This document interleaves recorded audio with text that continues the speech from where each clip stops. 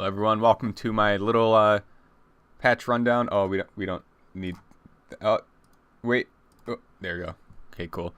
Yep. So first little news analysis in a while. Admittedly, kind of loafing on the past 2 weeks because like there wasn't really a lot to talk about. But also I was kind of working on the visuals for the NA and EU rundowns.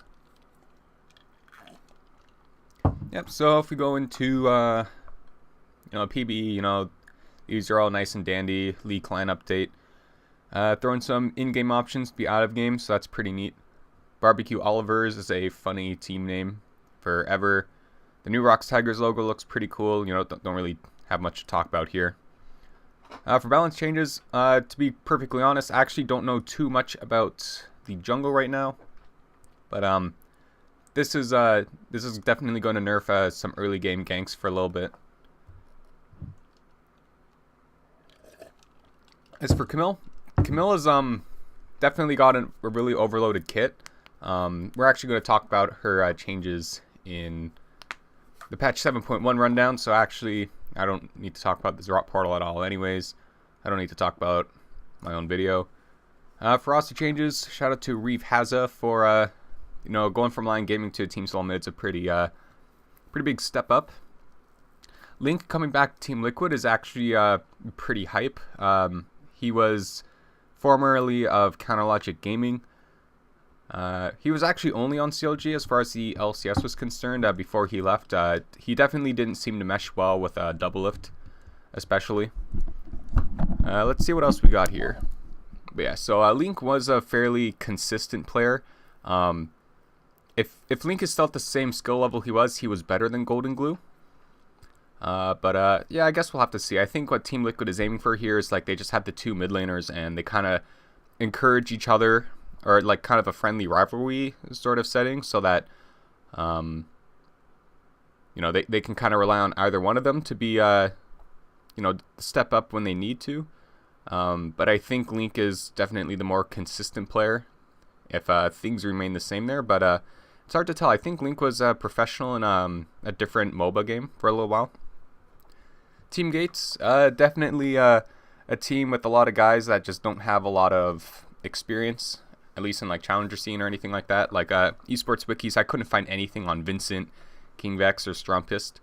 Alarim, don't get confused, that's not the Echo Fox logo, that's actually for Delta Fox. I should probably find, at least for Echo Fox and Delta Fox, I should probably do in like just little small edits to like, make that more clear, like clarity reasons.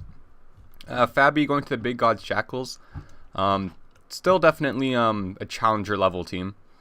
These guys wouldn't really do well in the LCS.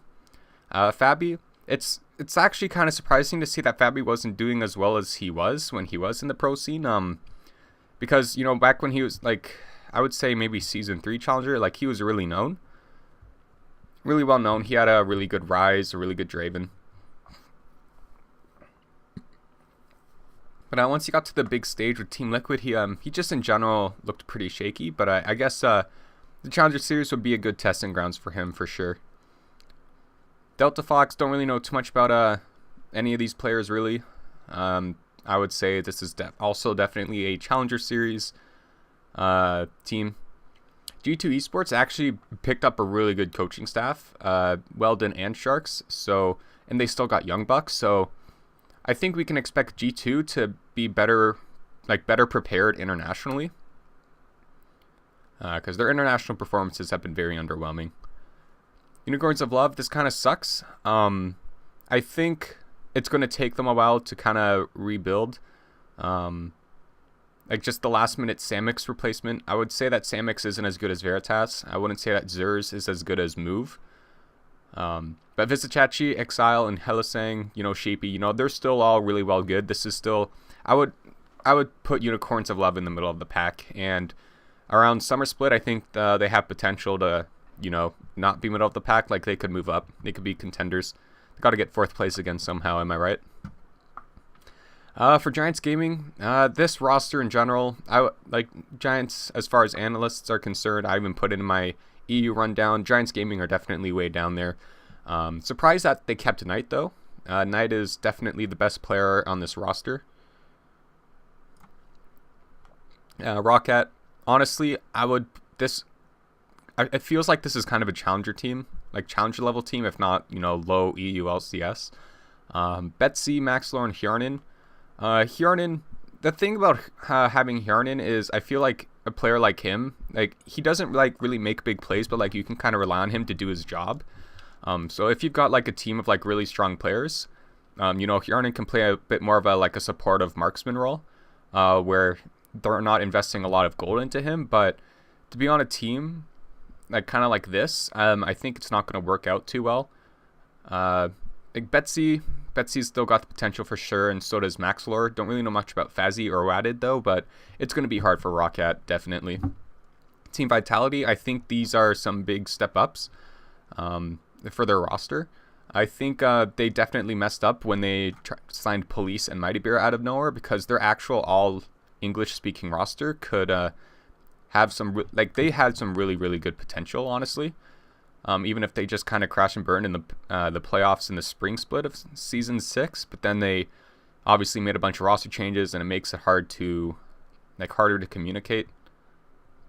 But Djoko, it's a pretty promising jungler. We've heard a lot of good things about him. GBM being a substitute jungler is really odd, I'm going to be perfectly honest. But Hachani Steelback, I think that's going to be a pretty good bot lane. Cabochard and Djoko. Djoko should be able to, set up Nuke Duck and Cabochard, I think.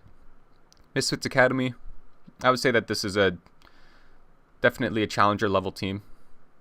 Euronics Gaming, also a challenger level team. Don't really have too much to say about any of these guys. Other than poor Yuki60, he just seems to always be in the challenger series. So that's where he lives at the moment. Alternate Tax, it's nice to see the alternate team, or the alternate logo or organization, however, being in the scene again. When they had a team, it was like season 3 summer, and they were actually doing really good at the beginning of the split, but then their 80 carry Creatine kind of broke his hand. I forget a lot of the context there, but then they kind of fell off, and then they rebranded to Millennium. But I always thought the alternate tax logo looked pretty cool. So Team LDLC, I actually saw one day of the Challenger Series yesterday, and Eika had a really good performance on Syndra. But also Syndra, so take that as you will. Syndra's really strong at the current moment. But yeah, don't really have too much to say about any of these teams. LDLC, they came second in the French league, but qualified anyways because Millennium already has a spot in the Challenger Series, or qualifiers rather. Oh, I think they're already in the actual Challenger Series, but LDLC gets to qualify. Definitely the next big French powerhouse, even though only one player here is currently French. I actually don't know about their top laner. Valencia CF, yeah, I don't really know much about them. They were a middle of the pack Spanish team. Thunder X3 was also kind of the middle of the pack Spanish team, but they seem to always sign more well-known players. I guess they just have a good amount of money. Maybe they, treat their players pretty good. Yeah, that's that for them. We go over to Korea. I don't really know much about Secret, but it's going to be interesting to see a Kongdu monster this year. They beat KT Roaster. Well, KT Roaster's old roster, but no one really expected Kongdu to really be able to do that in the Kespa Cup. Don't really know anything about Avenger and Veritas, but I know that Veritas really missed Korea, and CJ Entis is a pretty good organization to play with, even if they're in the Challenger Series. They're pretty financially stable, and if you want to get experience, that's a good type of organization to be playing for. Ever8 Winners really making a lot of changes here. Old B actually, I think he retired for a little bit. He was on World Elite Future. I think it was like 1 year and a half ago or so, something like that. But yeah, and M19, this was actually pretty surprising. Yeah, A Miracle is now playing for, man, I forget the team name. It's a different CIS team though, but yeah, M19 just Albus Nox, but I guess more money, if that's one way to put it. And they do have Coach Ansva, and I think that's a Russian flag there. and before return of Genja. Yeah, this was really interesting, I guess. KabuM IDM shortly lived. KabuM and Ilha Da Macacada kind of fusing together, but then unfusing together. So I look at these two rosters, and I think this is definitely the roster you would send to CBLOL, and this would definitely be the BRCC one.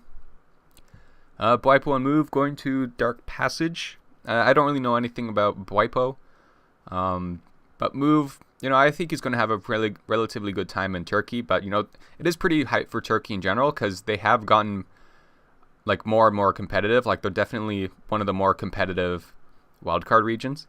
And they have also got the Fener back here, but I don't see why you would ever need 380 carries. Like, I can understand if you would need 280 carries. Like, you can say, okay, like 180 carry, you know, one marksman player, he will be really good at, you know, kind of the hyper carries.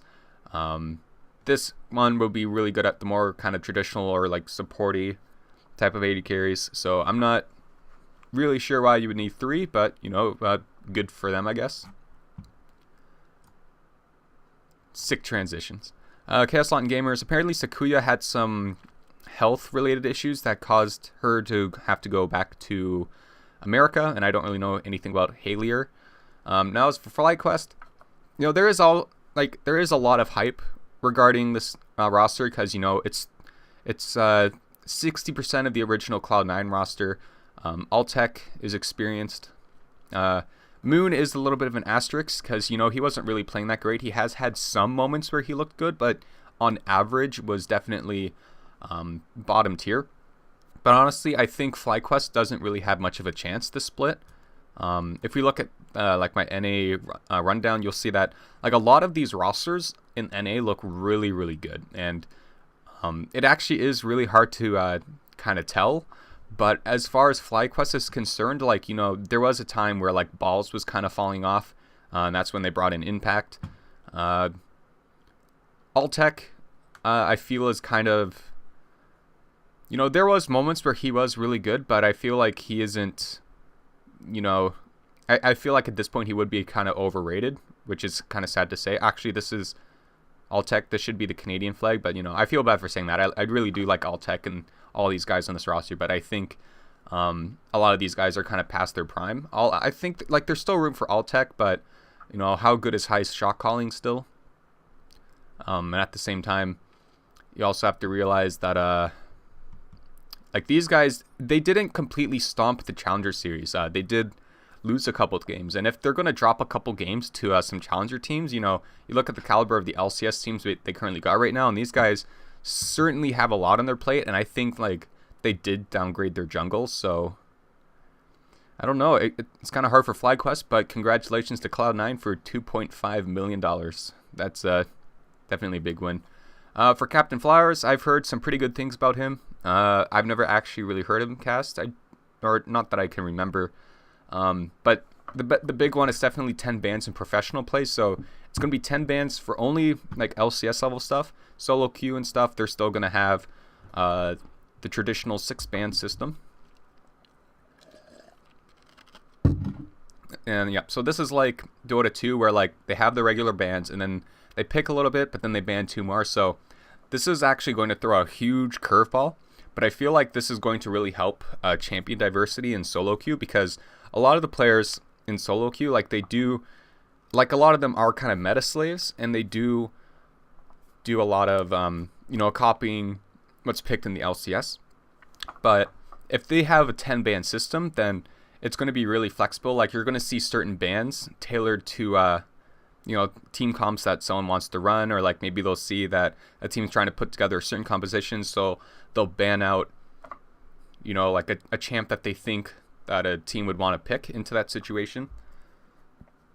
So a lot of this is going to open up a lot of different mind games, and the analysts of every team are really going to have to adapt to it.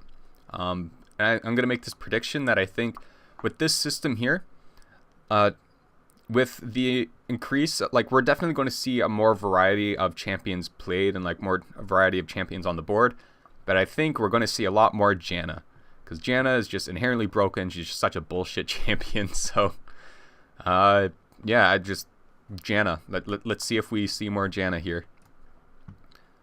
And actually, so this one, I'm actually kind of confused by this, because the Red Canids signing Talkers, like that was announced quite a while ago. Like this was as far back as December 14th, I believe. So the roster deadline was like January. I don't know if that's also the same for Brazil, but this is just kind of confusing. Maybe they prematurely announced it or something, but regardless, you know, this isn't like a huge fine or anything, so it shouldn't be that big of a problem. But yeah, it's a bit interesting, I guess. Shame on you, Red Canids, I guess. SporTV, so this is actually a pretty significant step. A wildcard region is now going to regularly broadcast their league games on, you know, regular television. I just wish that was something that was in every region at the moment. I know Korea and China does it. But yeah, so good on Brazil. Come to Brazil, lol. This teaser is really hype. It is kind of unfortunate just the way LOL News is when I do it every Tuesday, and because it's like they release the champion abilities on a Tuesday as well, so then I have to wait an entire week before going over their thingamajiggers. But yeah, like this was just a really well done animation in general. And the new Warwick does look really good, and I could talk about him in more detail next week, pretty much. But basically, I think Warwick he's still like really good sustain in the jungle. His ganks pre-6 are now actually going to be relatively good with like he does have his own CC now. The new blood mechanic is actually really good, and his ultimate being a skill shot is pretty hype. He does, I think, he's actually a pretty good engage now, but I feel like he would still be better as a follow-up, like a follow-up on engage or a re-engage. But yeah, still kind of sticking true to Warwick, making him much easier to balance, and definitely going to be way more fun to play now. I'm really excited to try him out. I don't really have anything to say about this week's free champion rotation. I mean, I feel like it's kind of a waste of time to talk about anyways. I mean, honestly, same with skins. The only thing I can really talk about is champions. Victor and Zach, I would say right now are good champions to get on sale. If you don't want to save up the IP for them. Zach he's up there in the KDA for everyone altogether. Like he's second. He's second if not first. We're actually about to find out later. But Victor is also just a pretty good wave clear bot. If you can get the hang of him, Victor is brutally effective. So bear that in mind. Captain Jack, he was part of the legendary Zubu Blaze way back when. Then had a very short, brief stint on Longzhu before being a shoutcaster now, which is pretty cool. Kuro and Prey, you can see these guys used to both play for Longin and Black Sword, and then the Tigers. Now going their separate ways. Gilius, I'm surprised that he went to E United, but I guess they just had some good money. But I think Gilius is a pretty promising jungler, I believe. Don't really know much about Carbon. Caitlyn is a good safe pick for AD carry. Like if your last pick AD carry, Caitlyn is.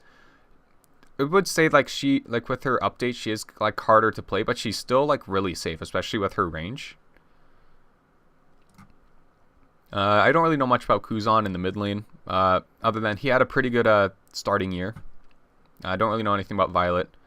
Don't know much about Mystic, other than his only real international appearance, I believe, was when he was on World Elite, when they had that miraculous, that huge upset against the Ku Tigers, or maybe they were Huya Tigers at the time, or just regular Tigers. Regardless, that's all I really know about Mystic on an international level. Don't really know much about Fofo. Lesmart has been around the southern LAC scene for a really long time, actually. Like, these are some pretty old logos here. Royal Paladin and Team LolCave. And, of course, Soaz, veteran top laner, returning to Fnatic recently. A lot of people, they do kind of like to look at him as kind of whiny on Twitter, though sometimes I think he brings up some pretty good points. Let's see here. Actually, I checked surrender at 20, and I actually don't see what the the next rotating game modes are. So I'm actually not sure if it's proking. Ah, damn. All right, rip. The credit's not sinking into that line there. Oh well. Oh well, whatever. Not the end of the world. Now the jungler's taking over the highest win rates right now. If we look at all ranks taken into consideration, Nidalee, Kalista, Xera's still there in the lowest win rates. Not surprised to see these guys in the high pick rates. Like, these are really fun champions to play, while these guys aren't as fun to play. Not as mechanically demanding. Katarina, it feels like people are just slowly getting better and better at Katarina, and so they might have to find some ways to nerf her, but yeah, replacing LeBlanc for the high ban rates. Even Skara has said that Katarina was already a relatively hard champ to play to begin with, but her rework made her harder. Yep, this isn't Heimer and this isn't Yasuo. Switch these logos here. Yeah, highest win rates. Camille is just absurdly broken right now. Like, look at that difference in win rate for the top lane. Like, the next win rate top laner is Mordekaiser.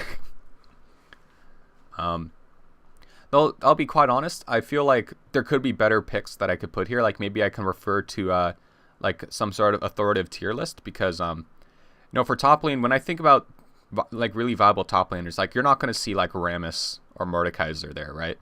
I feel like right now, like Poppy, Maokai, Sion, Darius, Camille are like much better top laners to have right now, or like Fiora. But I like that Anivia's here. Like, a lot, and I'll be like, the last couple times there's been Anivia changes, people are like, oh yeah, look at those Anivia nerfs or whatever. But like, again, like, the Anivia mains are still, or at least the good Anivia mains, they're still tearing it up with Anivia, just fluidly using all of her skills, the way they're supposed to be used, and, setting up some big plays. Oh, I think I was going to refer to something. What was it? Oh yeah, Zach. Yeah, Zach's second highest KDA right now, behind Janna. But yeah, so that's it for my news analysis for this week. Hope you learned some things. Thanks for sticking around, and I'll see you guys in the future with some more League of Legends content.